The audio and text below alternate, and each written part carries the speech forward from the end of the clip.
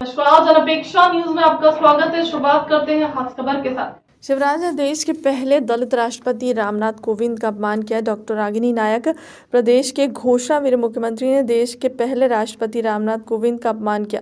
ये बड़ा आरोप आज एक पत्रकार वार्ता में कांग्रेस पार्टी की राष्ट्रीय प्रवक्ता डॉक्टर रागिनी नायक ने लगाया।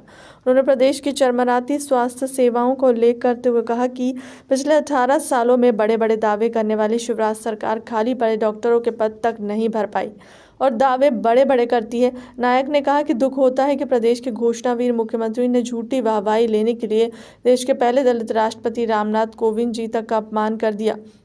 उन्होंने आगे कहा कि पिछले 27 मई और तत्कालीन राष्ट्रपति जी से शिवराज ने आनन फानन में 400 करोड़ की घोषणाएं करवा दी। जैसे भोपाल के ईदगाह हिल्स पर 2 बड़े संस्थान बनाए जाने हैं, जिसमें एक रीजनल इंस्टीट्यूट ऑफ रेस्टोपैरेटी, दूसरा रीजनल इंस्टीट्यूट ऑफ ऑर्थोपैरेटिक। और इसके परिणाम पर पहले तो एयरपोर्ट अथॉरिटी ने और बाद में रक्षा मंत्रालय ने रोक लगा दी है। इससे सिद्ध होता है कि शिवराज सिर्फ घोषणाएं करने में विश्वास रखते हैं और उनके अमल में नहीं। पिछले साल मई में तत्कालीन राष्ट्रपति रामनाथ कोविंद जी को बुलाया गया मध्य प्रदेश में और आनन फानन में 400 करोड़ की स्वास्थ्य सेवाओं, स्वास्थ्य संबंधी संस्थानों के उद्घाटन और भूमि पूजन की आनन फानन में घोषणाएं करवा दी। जो हमारे घोषणावीर शिवराज सिंह हैं, उन्होंने कहा कि राष्ट्रपति जी आइए, आप भी घोषणा करिए। और उन घोषणाओं का क्या हुआ असल में, इसका प्रत्यक्ष प्रमाण हमें मिलता है ईदगाह हिल्स पर जो 2 बड़े संस्थान बनाने का वादा शिवराज सिंह सरकार ने किया था, उनकी गत को देखकर।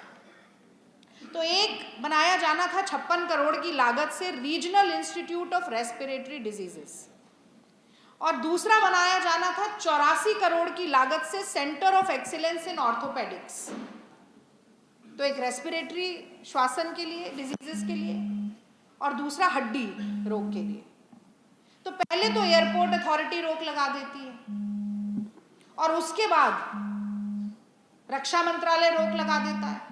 कहता है भैया हमसे अनापत्ति प्रमाण पत्र तो ले लेते, एनओसी, नो ऑब्जेक्शन सर्टिफिकेट तो ले लेते।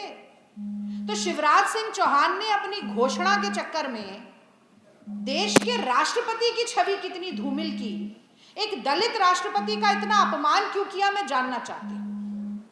केवल इसलिए कि कुछ घोषणाएं हो सके, उस पर गाल बजाए जा सके, अपनी पीठ थपथपाई जा सके, वाहवाही लूटी जा सके। देश के राष्ट्रपति की कथनी को इतना धूमिल किया गया, ये दिखाया गया कि जो बात वो कहकर जा रहे हैं वो पूरी नहीं हो पा रही है। और मैं जानना चाहती हूं कि ये डबल इंजन की सरकार कैसी है कि देश के मंत्रालय और यहां के मंत्रालयों के बीच में कोई तारतम्य ही नहीं रहा। क्या शिवराज सिंह को यह पूछना नहीं चाहिए था राष्ट्रपति जी से भूमि पूजन करवाने से पहले कि क्या रक्षा मंत्रालय को ऑब्जेक्शन है इस जमीन पर, एयरपोर्ट अथॉरिटी को ऑब्जेक्शन है इस जमीन पर? इसीलिए जब हम बार बार कहते हैं रेडियो गप्पिस्तान शिवराज सिंह चौहान, तो यह अतिशोक्ति नहीं होती।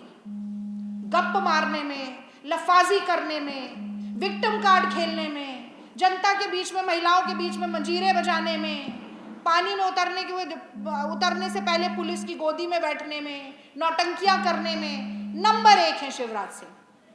घोटालों के सरताज हैं शिवराज। लेकिन अपनी इस पूरी नौटंकी में देश के राष्ट्रपति को घसीटना, मैं समझती हूं कि इस बात पर जवाब देना चाहिए।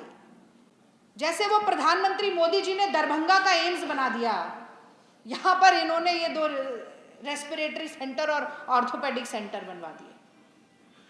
तो नतीजे नहीं, नजारों में विश्वास करने वाले व्यक्ति हैं, आउटकम नहीं, ऑप्टिक्स में विश्वास करने वाले व्यक्ति हैं। और इनके राज में स्वास्थ्य सेवाओं में तो, और स्वास्थ्य मंत्रालय में इतना करप्शन, इतना भ्रष्टाचार और कमीशनखोरी है। मैं तो जब रिसर्च कर रही थी आज बोलने के लिए, तो आश्चर्य हुआ मुझे कि यहाँ के स्वास्थ्य संचालक थे योगीराज शर्मा, वो नोटों के गद्दों पर सोते थे, कितनी कमीशनखोरी कर ली। वो एक ब्रेकिंग बैड, अगर किसी ने कोई देखा हो कभी